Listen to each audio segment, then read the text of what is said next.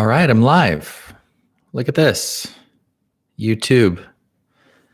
Pretty excited here, and hopefully I'm coming in okay. I'm going to check my audio inputs. Yeah. Actually, I should check up here. Use the microphone.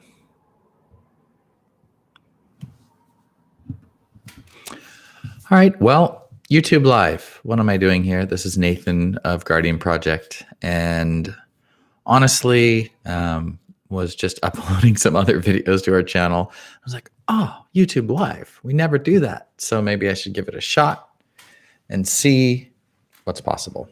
I do plenty of live panels, conferences, other events, and we used to, boy, how many years ago now? 6 years ago, we used to use Google Hangouts live and do weekly office hours. And I think we're going to start doing that again because it was kind of fun and interesting to get together members of the team live. Also, we did do a bunch of live events back in May for our online symposium, the Clean Insight Symposium that we held. And actually, maybe I should send this out to our Twitter channel. I am such a bad streamer. Let's see what happens. Okay.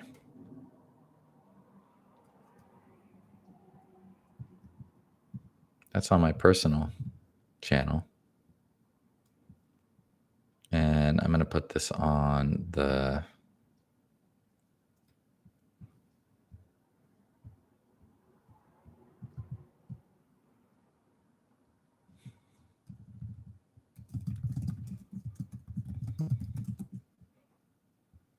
Guardian Project channel, and we'll see what happens. This is wild. Internet living. Okay.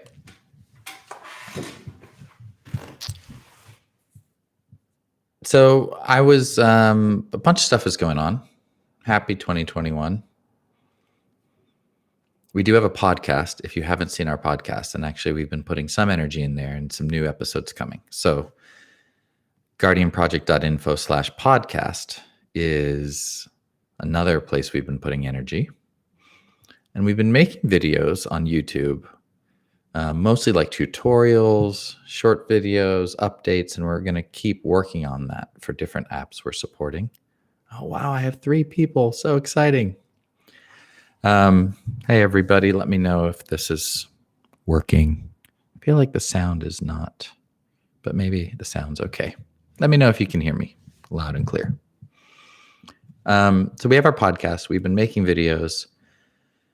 Christoph Steiner's been blogging a lot. I've been terrible at blogging, but I'm trying to work on that. We are just honestly so busy with work, so many projects, and not to mention, like many of you, most of us have kids, and it's been a year, quite a year, and the energy we've had has been put into code and in improving things and iterating things, but a lot of stuff has fallen by the wayside. Some of our projects that aren't kind of as focused and centered to us, but there's also just things that take a lot of time and a lot of work and energy. So we're also looking at ways like live, which makes it a lot easier to just get content out and communicate with people, because then we can take this and turn it into a podcast, which I'm going to do. And we can just chat with people, and like Paulus, who's joined us here. Thanks for saying I'm sounding all right. And give out quick updates as things are happening. So we're, a team of real people around the globe working together. We've been doing remote work for, over 10 years. And so we've been keeping at it, during this pandemic and pushing out app updates and improving things like Orbot and f8 and Onion Browser and apps that people kind of know us for, but we also have a number of other projects we've been supporting, like the Save app for Open Archive and the Link Secure Help Desk. And one thing I want to talk about today, which is our Clean Insights privacy preserving measurement. SDK for developers. A big area we've noticed with a lot of the work we do with human rights and humanitarian funding grants from foundations and is they want metrics. They want to know, how is my money being used? And that's fine. It's good to measure success quantitatively, or impact or failure even as well. But we didn't have a good way to do that while preserving privacy. And we've been inspired by the work of Tor and others on privacy preserving metrics. And so for the last few years, I've been tinkering and thinking of this work with a number of people through fellowships I've had at Harvard to create something that's now called Clean Insights. So cleaninsights.org is where that work's coming together. It's also on GitLab, where you can see the real SDKs. So we have real SDKs. We've got interfaces into Matomo, the self-hosted metrics and analytics server. We have sample code coming, and we're starting to actually ship and integrate this stuff into different apps. And as part of that, I'm going back to my fellowship to work with Professor Margot Seltzer in the assembly program at Harvard and the Berkman Klein Center, and just step back and say, okay, what do we have here? How big can this thing be? Because we've also seen during the pandemic, like, such a huge failure in privacy measurement through so many poorly implemented contact tracing apps or tracking apps, things like that. And we think that the work, while we're focused on mobile apps, that the work we're doing with Clean Insights could be broadly applicable in health and civic data and all sorts of things. So that was announced today, the new 2021 assembly program that I'm participating in. It's great. We've got a new Orbot out in beta that we'll be pushing public soon, just to make sure it's not, it's the beta team, the beta community is happy with it. And it has this amazing new snowflake. Well, it's been around, but it's newly implemented in Orbot. It's in Onion browser. It's in Tor browser. Snowflake's like a peer-to-peer way to connect to Tor. And we're really excited because it helps you get through places where Tor itself is blocked. And the big news is you're going to be able to turn your phone itself into a snowflake. So when you're like asleep, or if you have an extra phone, you can add it to the Snowflake network and help other Tor users connect to Tor. It's a great way to use an old phone. It's a great way to use your phone while you're sleeping, plugged in on Wi-Fi, say, make me a Tor entrance. And we have it working on Google TV, Google Chromecast, Android TV, Fire TV. So you can make your TV a Tor node. And I'm really psyched on that, because it addresses this all the spare capacity that we all have with all these little devices, and really will help make Tor more reachable by people in the hardest hit places in the world when it comes to censorship, surveillance, blocking. And it reminds me of SETI at home. We've been calling it Onion at home. And I'm excited what that could mean to get people, feeling like they're really helping build this network up in a way that a typical VPN doesn't. So Snowflake is in the current Orbot beta as a bridge option to connect to Tor. And then in the few coming weeks, we'll add the ability to be a snowflake. So there's that. And we're also doing a ton of work on Matrix protocol. I know, Signal is getting its due of really improving popularity and adoption, which it's totally, Moxie's work there and Trevor and all that team deserve it so much. But we're also, we love Signal, and we have a bunch of projects with Signal at its core, like Haven and Link and other things we do with integrating Signal into help desks and security systems. But we also are huge fans of the Matrix protocol. So we have our Keanu Matrix client and code base there, which is an alternate mobile client. And we have a mobile web Matrix client coming out called Convene, which we're really will make it so easy for anyone to just join right into a Matrix chat without even really needing to register. So We're still working on secure messaging, though we're not as interested in just like messaging apps because the world is flooded with messaging apps, but secure messaging needs to be baked into everything.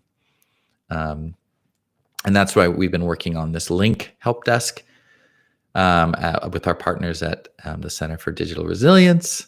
And that's a help desk that has Signal and WhatsApp integration in it so that people can ask for help in emergencies and in different situations over Signal and WhatsApp and Telegram and Twitter. And it's built upon the Zamad open source help desk. I'm saying all these crazy names. This is my world.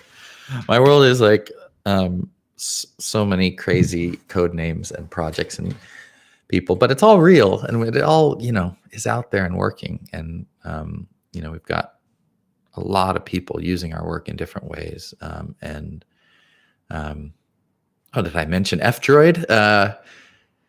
The work that Hans has been leading at F-Droid continues, and we're about to launch. We won a small prize from the National Science Foundation about helping people communicate offline in disaster scenarios.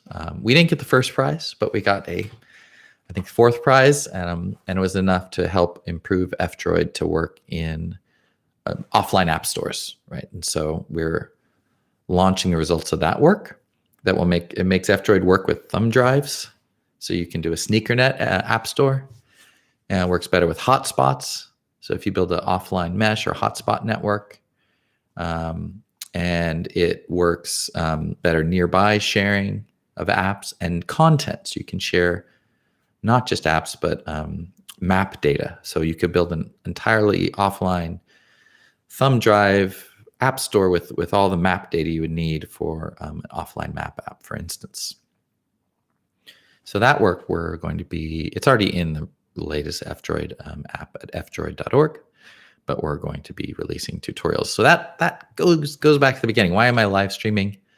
I logged into our YouTube account and uploaded videos that Fabiola on our team made about F-Droid. I was like, oh, I should go live. I had a new screen, and I have this mic. I've had this mic for a while, but a quiet moment, really. That's what's hard to find these days, is a quiet moment. But fortunately, I feel like don't have to check the news so much every minute, and I'm healthy, and I hope everyone who's watching, your families and you are healthy and mental and physical health. And we're in a good spot right now where we are. And but every day is still a struggle. But we can't lose our focus on privacy, enhancing technology, and getting it out there in usable forms. So again, if we haven't been doing a great job with video, but we've been doing, except we've been doing these tutorials, but we do have our podcast, which is on our website at guardianproject.info/podcast. So mostly audio podcasts, and then we post some video. So this is going to be on there, I guess, if it's interesting. And we will be doing some more live sessions and interviews with different people. And we are doing more. For Clean Insights, our latest developer tooling, I did one screen share of coding, live coding. I think we're going to do more live coding, especially for developer-oriented tools and SDKs like n8fr8 and our Ripple SDK. And, at the same time, we're also saying, well, do we really need all of these things that we envisioned 10 years ago? So some things like IOCipher, which we've been continuing to maintain, we're trying to always look, is there a better way to do that? Because it's hard for us to maintain all of the things we come up with, which is, some things are meant to live on for a little while, and some things continue to be relevant and improve. So, but we think producing more developer content for some of our SDKs and libraries is something that people like. So myself Some of the other developers you'll get to know who don't appear on camera so much. And maybe our design team as well has at OK Thanks. They've been producing actually a lot of great content. So, well, I think that's the update. Mainly was just going to share this great news, Clean Insights moving forward. SDKs coming. They're on GitLab. If you haven't seen them and are interested in privacy preserving measurement, our approach. And I'm going to be talking and saying more about this work in the coming months. And, oh, sorry, not even months, weeks. And maybe weekly we'll be live like this. Announce it on Twitter. Maybe we'll set a time and see how it goes. There's a few of you here. Happy to answer any questions right now. Or I don't know if I can do live tech support, but glad to chat and hear from you. I know there's live streaming platforms where I could have guests on, and I guess we could use Zoom like that. But there's some other ones like StreamYard. That's the one. We also use OBS. I don't know if any of you live stream, but OBS Studio, I could do lower thirds and graphics. And that's how I did the screen sharing video last time when I was coding myself with coding and then overlaying on the video. Of course, it's classic. All this stuff the gamers do. I'm just learning from my children who are becoming YouTube gamers or something. I don't know. And maybe I should check Twitter. Maybe people are tweeting at me. There we go. Oh, yeah. Nick has retweeted me of Tor, Nick Mathewson. So glad. Thank you, Nick, for that retweet. And maybe he's watching. We are, if you're interested in Tor, we are working with Tor to try to get on iOS, get Tor to fit within this insanely small memory limit that iOS provides for the network extension, which is how you build a VPN app. Something like 15 or 25 megabytes of heap. And we're close, and Alex and Nick at Tor are doing amazing work in tuning and improving Tor, and now they're rethinking Tor and implementing it in Rust as a pure Tor client in Rust. And that just might get us there, because we need to build Tor things in iOS. You need, especially with a browser, you have to use the network extension to wrap the WebKit WebView browser. And Tor as it is, had some issues with fitting within that constraint, as well as doing the packet TCP/IP connection to the Tor proxy connection. So it's what's insane is that, I just got an iPhone XR, like a used one. These things are so powerful and have so much memory, and yet, they don't allow us to use it in the way we need to for privacy preserving operations. It's kind of crazy. Apple continues to sort of befuddle me. I've been using Apple products since the Apple II that I programmed in third grade, second grade. I have so many, but then total love-hate. I think this is a classic story for many developers. But we know that a lot of iOS developers a lot of journalists and activists and people use iOS devices. They're great devices. They're amazing. So we continue to work to support iOS on many projects, like our Matrix work, like Clean Insights, like Save, the WebDAV Open Archive app. So we actually are quite committed to iOS, and that's something people don't know about us. So yeah, that's happening. If you haven't seen Onion Browser recently, check it out, onionbrowser.com. Wow, it's really come so far and is really usable. It has Snowflake in it, and actually sharing a ton of Go code between iOS and Android. So Orbot and Onion Browser sharing all the pluggable transport code and library. So great collaboration there, Mike Tegas. So we are, I think I should wrap this up. Thank you for those of you who've stayed. It's about 20 minutes. That seems pretty good. I'll put this up. I'll make it a podcast, and I'll try to keep doing this. So I don't know what else I have to show. I should figure out how to do screencasting or something if we're going to do this live. Oh, I know one last cool thing on the signal front. There's another project called Molly IM, which is a signal fork with Orbot and Tor integrated right in it and a better lock screen. So if you are in the signal craze, check out Molly because you get Tor built into it.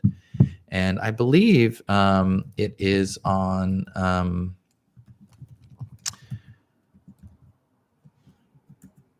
let's see, I'll put it right here. It's just for Android, but I believe it's on the Play Store and F-Droid.